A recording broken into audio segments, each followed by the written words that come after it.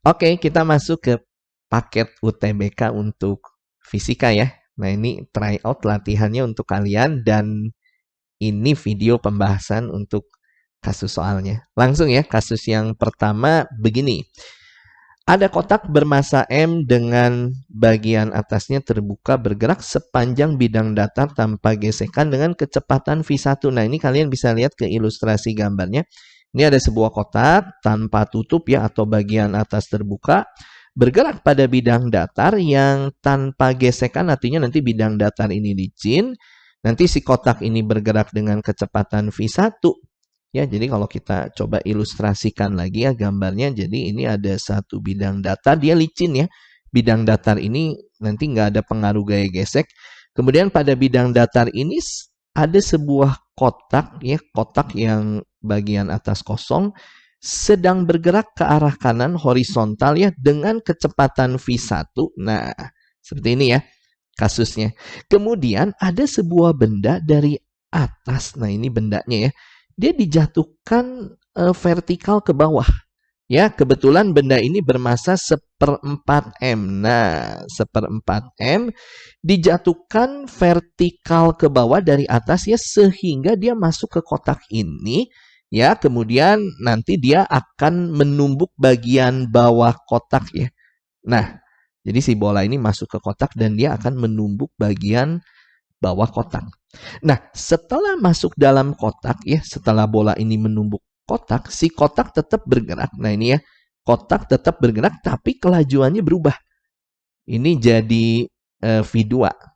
Ya, jadi kalau kita ilustrasikan ini kondisinya ya setelah si bola ini atau si bendanya dia menumbuk bagian dasar kotak. Nah, setelah di sini nih, setelah ada di bagian dasar kotak, setelah menumbuk, si kotak ini tetap bergerak. Tetap bergerak dia ke kanan, cuman lajunya berubah. Di sini jadi V2. Nah, ini kita sampai titik ini dulu aja ya, sampai kalimat ini. Nanti kita lanjutkan kalimat berikutnya. Ya, ini jelas apa yang terjadi dari kasus soal ini adalah tentang impuls dan momentum.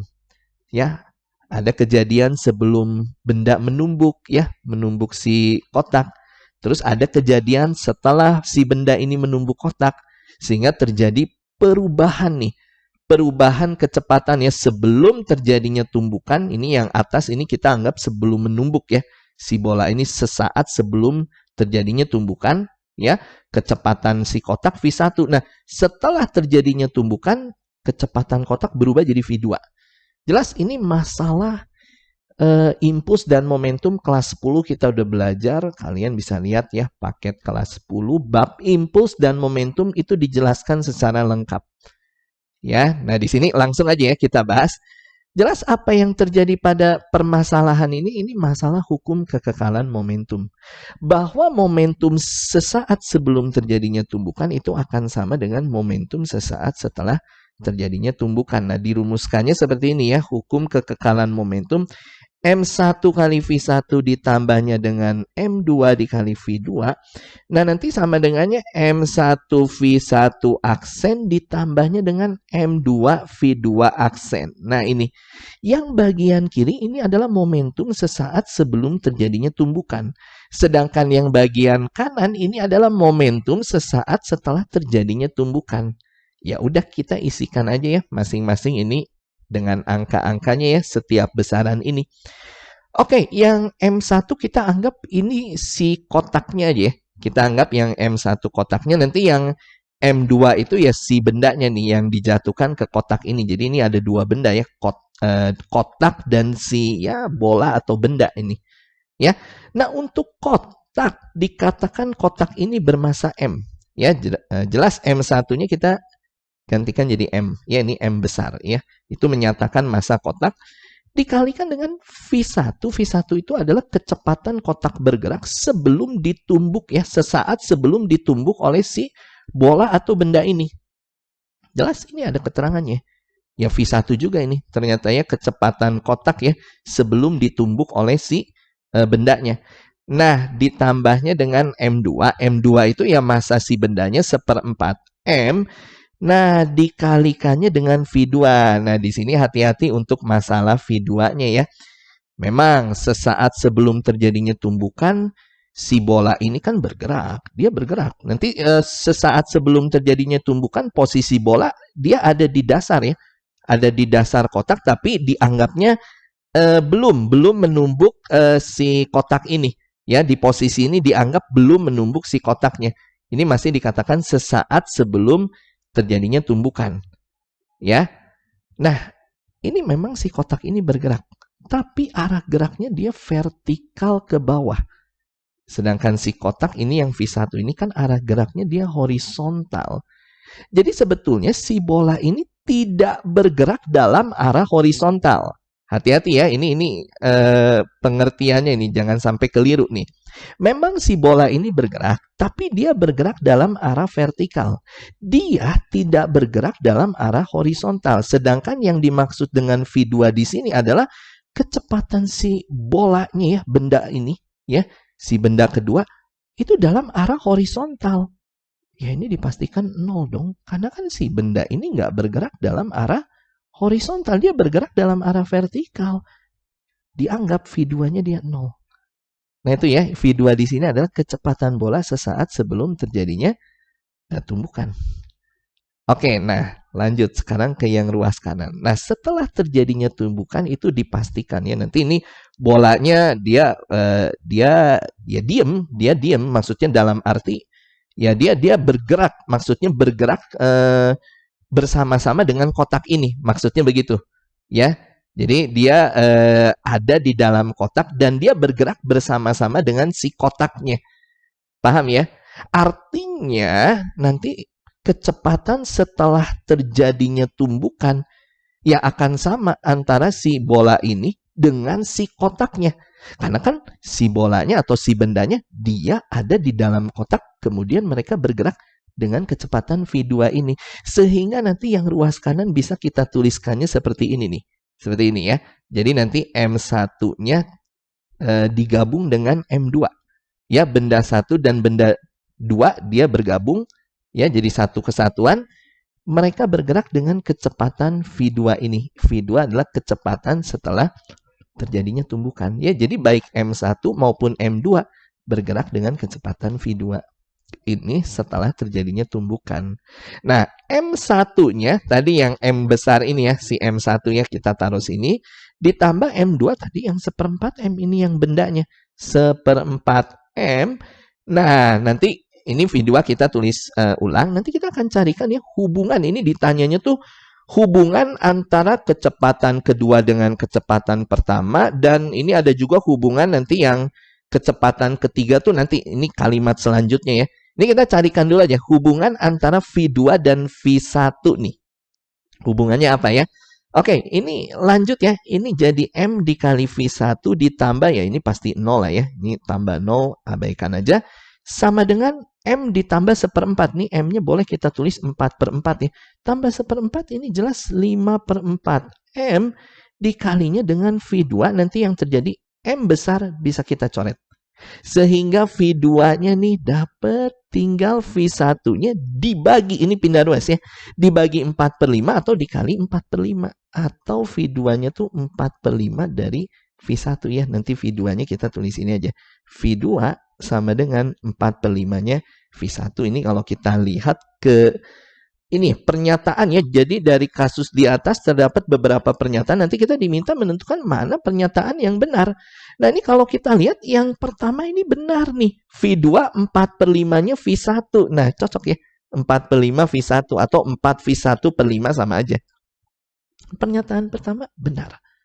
Nah kelihatannya pernyataan kedua salah. Ini V2 sama V1/2 salah. Harusnya kan ini 4/5-nya V1. Oke, ya udah ini dari dua pernyataan kita udah bisa mengetahui ya, 1 benar, 2 salah. Tinggal pernyataan 3 dan 4. Nah, pernyataan 3 dan 4 itu didapatnya dari kalimat selanjutnya. Ya, kalimat selanjutnya tuh begini. Beberapa saat kemudian ya, benda dengan massa 3/4 M dijatuhkan juga dari atas nih. Berarti nanti ada benda lagi nih. Ada satu benda lagi ya. Nanti dijatuhkan juga dari atas Ya, masanya ini 3/4 M. Ya, tadi kan kondisinya si benda satu udah ini ya, udah ada di dalam kotak, kotak bergerak dengan kecepatan v2. Kemudian ada benda lagi yang 3/4 M ini dijatuhkan dari atas juga dan masuk ke dalam kotak juga. Ya. Nah, setelah masuk dan setelah menumbuk, nanti yang si benda ini akan menumbuk juga ya. Ini nanti posisinya di sini, ini yang tadi benda pertama. Nah, nanti kan, nah di posisi ini dianggaplah ini sesaat sebelum tumbukan nih. Ya, nanti dia masuk dan nanti akan menumbuk juga. Dan setelah si benda kedua ini menumbuk, nah ini ya, kita coba gambarkan nih. Ilustrasinya tuh kayak gini. Setelah benda keduanya menumbuk, ya, berarti dia udah ada di dasar kotak juga. Ini benda satu. Nah, ini benda dua nih. Nah, si kotak tetap bergerak ke kanan. Cuman di sini kecepatannya berubah lagi. Dengan kecepatan kalian bisa lihat, kecepatannya v3. Ya, setelah benda kedua masuk ke dalam kotak dan menumbuk kotak, kotak bergerak dengan kecepatan v3. Ya, termasuk dengan benda yang ada di dalamnya. Nanti benda yang di dalamnya bergerak bersama kotak ini dengan kecepatan v3. Ya udah, hukum kekekalan momentum lagi. M1 v1 ditambah M2 v2. Oke, sama dengannya. Kelihatannya nanti yang bagian ini M1 tambah M2 lagi nih. Ya, dikalikan, nah kecepatan setelah terjadinya tumbukan yang v3 ini. Nah, cuman hati-hati, yang jadi M1 di sini ya tadi, ya sebelum si benda kedua menumbuk, berarti di dalam si ini ya, di dalam kotak ini ya ada kotaknya dan si benda ke-1. Jadi nanti yang jadi M1 tuh yang ini nih, yang 5/4M nih. Ya, yang M1 tambah M2, maksudnya si kotaknya ditambah si benda yang tadi, benda yang pertama ya. Ini dianggap benda kedua sesaat sebelum menumbuk si kotak, dia belum ada di dalam kotak dianggapnya. Ya, jadi nanti yang M1 ini yang ini nih, yang 5/4M. Kita inputnya hati-hati ya. Jadi M1-nya di sini bukan yang M ini. Karena kan di sini kondisinya di dalam kotak udah ada benda pertama ya. Dikalikan dengan, nah V1-nya ini ya berarti yang tadi. Nah, yang ini ya, yang si V2 ini yang 4/5 V1. Jadi ini enaknya gini aja ya. Ini enaknya biar kalian nggak pusing, gini aja. Jadi ini kita tulisnya M2 aja ya, ini M2 aja, M2 atau gini ya. Ini gini aja, M1 tambah M2. Nah, gini ya. Dikalikan dengan V2. Nah, ini yang tadi ya, sebelum si benda kedua ini masuk ke kotak, kotak yang ini ya, kotak bergerak bersama benda satu dengan kecepatan V2. Nah, ini. Ya, ini berarti momentum sebelum si benda ketiga menumbuk. Benda kedua maksudnya, sebelum benda kedua menumbuk kotak ini. Ya, M1 tambah M2 kali V2. Nah, ditambahnya nanti M3 aja ya. M3 ini ya berarti yang benda keduanya. Oke, tadi kan M1 si kotak, M2 benda yang pertama, M3 itu benda yang kedua ini ya. M3 nanti dikalinya dengan, ya udah kita kasih namanya ini V3 juga aja. Sesuaikannya M3 sama V3. Nah, nanti setelah tumbukan ini kelihatannya ya M1, M2, M3. Nah, ini ya. Ini dikalinya, wah berarti ini jangan V3 nih. Ini kita kasih namanya apa ya? Ini V3 ini kan kecepatan kotak setelah terjadinya tumbukan. Ini kasih namanya ya udah V aja deh ya. M3 ininya V aja ya, biar nanti nggak keliru sama yang V3 ini. Paham ya maksudnya ya? Nah, ini sebelum tumbukan, ini sesudah tumbukan. Oke, yang sebelum tumbukan, ini M1 tambah M2 tadi yang 5/4M ya. Ini langsung aja kita isikan 5/4M. Dikalikan V2-nya yang 4/5 V1. Nah, ini kita isikan ya, 4/5 V1. Ditambah M3V-nya ini 0. Sekali lagi ini konsepnya sama dengan yang tadi benda pertama ya. Benda kedua pun dia bergeraknya vertikal, dia bukan horizontal. Jadi benda kedua nggak dianggap bergerak dalam arah horizontal, jadi dianggap kecepatan ini tuh 0. Nah, sama dengan nih M1, M2, M3 tambahin. M1, M2, M3 ditambahin tadi, M1, M2 kan 5/4M. Nah, si benda ketiga ini kan yang ini nih, 3/4M nih. Kalau 5/4 tambah 3/4 ya 8/4. Ini jadi 2M nih. 2M-nya nanti dikalikan dengan V3 tentunya. Paham ya? Nah, nanti kita akan carikan hubungan V3 dan V1. Ini bisa dicoret nih. Yang 4 sama 5 coret aja nih. Oke, kemudian M coret juga nih. Menyisakan ini jadi V1 di ruas kirinya sama dengan 2 dikali V3. Nah, dapat nih. V3-nya adalah, ya 2 pindah sini ya, V1 per 2. Beres ini V3 sama V1 per 2. Pernyataan ketiga benar nih, V3 sama V1 per 2. Ya kelihatannya pernyataan keempat salah nih. Ini karena kalau kita lihat ke pilihan, ya B nih, 1 dan 3 nggak ada ya, 1, 3, 4 nggak ada di sini. Ini kelihatannya yang B. Tapi kalau kalian mau periksa ini V3 sama dengan V2 per 2, berarti hubungan antara V3 dan V2 nih. V3 dan V2 nantinya ya ini kalau kita lihat ya, ini kan V1 itu kan 2 V3 nih ya. Nah, ini yang 2 V3 kalau kalian mau substitusi ke sini bisa nih. Nanti kita akan dapat hubungan antara V3 dan V2. Jadi di sini V2-nya itu sama dengan 4/5 dikalikan V1. V1-nya yang 2 V3. Nah, ini ya. Sehingga V2 di sini adalah 8/5 V3. Atau V3-nya ya 5/8. 5/8-nya V2. Ya nggak cocok ya. Tadi ini dikatakan V3-nya V2 per 2 salah. Harusnya V3-nya 5/8 V2. Nah, itu yang benar. Jadi ya jawabannya yang B. Pernyataan 1 dan 3 yang benar. Jadi ini masalah impuls dan momentum. Ya, jadi dipelajari lagi masalah impuls dan momentum. Kelas 10 kita udah belajar. Sip.